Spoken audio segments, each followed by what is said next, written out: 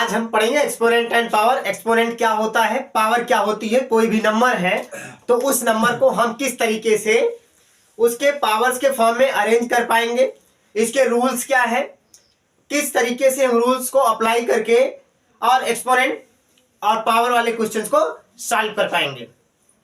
सबसे पहले हमको जानना है कि अगर कोई नंबर लिखा हुआ है किसी बेस पे, जैसे मान लो एक नंबर लिखा हुआ है ए नंबर लिखा हुआ है और इसकी पावर मैंने क्या कर दिया, 2 कर दिया। तो 2 का मतलब हुआ ए को 2 टाइम मल्टीप्लाई किया गया है। यहां पे ए क्या है, ए बेस है ए, और ऊपर आपका क्या है, ये पावर है। पावर का मतलब शक्ति, मतलब ए के पास कितनी पावर है, ए के पास पावर है, ए को 2 टाइम आप मल्टीप्लाई कर सकते हैं। ए क्या है, इसको बेस बोलते हैं या इसी को आप एक्सपोनेंट बोल सकते हैं, एक्सपोनेंट। अब इसके बेस और एक्सपोनेंट के रूल्स क्या होते हैं। जैसे कोई नंबर आपको दिया गया है, यहां पर ये लिखा है एक नंबर ए टू पावर 5, इसका मतलब यहां पे ए जो बेस है, ए जो एक्सपोनेंट है, इसकी पावर कितना है, 5 है। इसका मतलब इसके पास ज्यादा पावर है तो ये ज्यादा टाइम मल्टीप्लाई होगा, 5 टाइम मल्टीप्लाई होगा। आपने ए को 5 टाइम मल्टीप्लाई किया, ए को 5 टाइम मल्टीप्लाई किया, that means A multiply A multiply A multiply A multiply A, 5 times. इस तरीके से एक्सपोनेंट्स के बेसिक 5 रूल होते हैं और उन रूल्स को अप्लाई करके आप क्या कर सकते हैं, कोई भी साइंटिफिक नोटेशन में प्रेजेंट करना हो किसी भी नंबर को, या किसी भी नंबर को क्या करना है, किसी भी नंबर को कम जगह में रिप्रेजेंट करना है तो आप लिख सकते हैं। जैसे मान लो एक नंबर मैंने ले लिया, यहां पे 2 multiply 2 multiply 2 multiply 2 multiply 2 multiply 2 multiply 2। तो इस तरीके से लिखना आर्ट लग रहा है, लेकिन अगर हम इसको क्या करेंगे, एक्सपोनेंट और पावर के फॉर्म में अरेंज कर देंगे तो देखने में भी अच्छा लगेगा और वही उसका स्टैंडर्ड फॉर्म होता है।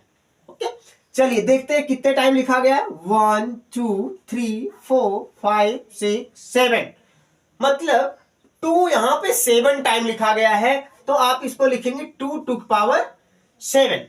7 टाइम 2 लिखा गया है, इसको आपने इस तरीके से लिख लिया।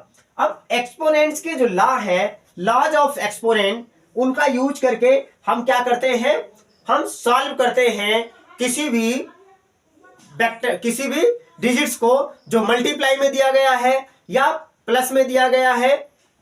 चलिए यहां पे देखते हैं लॉ ऑफ एक्सपोनेंट। एक्सपोनेंट के लॉ कौन कौन से हैं।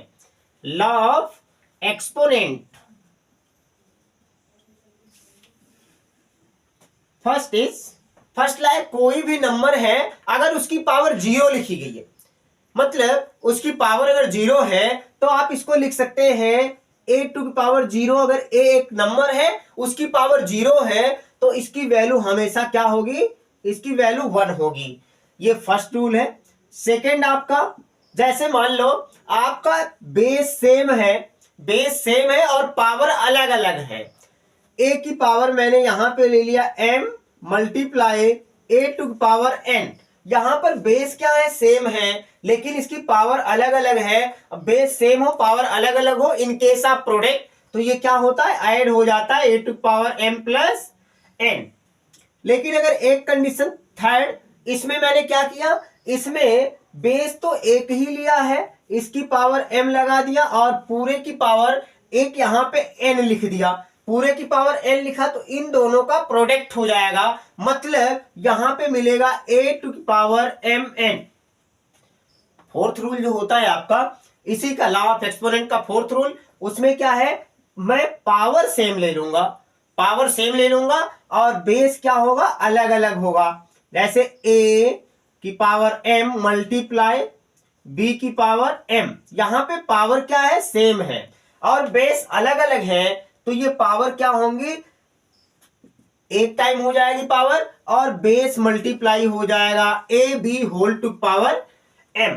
ये आपका फोर्थ रूल हो जाता है किसका, लॉ ऑफ एक्सपोनेंट के। अगर मान लो कोई भी नंबर लिखा गया है आपका a टू की पावर माइनस m लिखा गया है, इसका आप रेसिप्रोकल करेंगे, उल्टा करेंगे तो ये प्लस में हो जाएगा, और अगर प्लस में लिखा गया उसका उल्टा करेंगे तो माइनस हो जाएगा। जैसे a की पावर -m लिखा है, इसका उल्टा करेंगे a की पावर 1/m। उसके बाद जो एक्सपोनेंट वाले क्वेश्चन को सॉल्व करने के लिए आप यूज करते हैं, उसमें एक आपका आता है, अगर -1 की पावर इवन नंबर है, -1 की पावर ऑड नंबर है। इवन नंबर का मतलब सम संख्या है और ऑड नंबर का मतलब होता है विषम संख्या है। जैसे कहीं पे ये लिखा गया है आपका -1 की पावर इवन नंबर, -1 की पावर इवन नंबर हमेशा क्या होगा, प्लस होगा। इवन नंबर में 2 हो सकता है, 4 हो सकता है, 6 हो सकता है, 8 हो सकता है। इस तरीके से ऐसे सभी नंबर जो 2 से कट जाएं वे क्या होते हैं, इवन नंबर। और इसका 7th और लास्ट -1 की पावर ऑड नंबर अगर लिखा गया है तो इसकी वैल्यू हमेशा क्या होगी, -1 होगी। ये आपके रूल्स थे लॉ ऑफ एक्सपोनेंट का बेसिक कॉन्सेप्ट, जिससे आप किसी भी प्रॉब्लम्स को जो न्यूमेरिकली है उसको इजीली सॉल्व कर पाएंगे।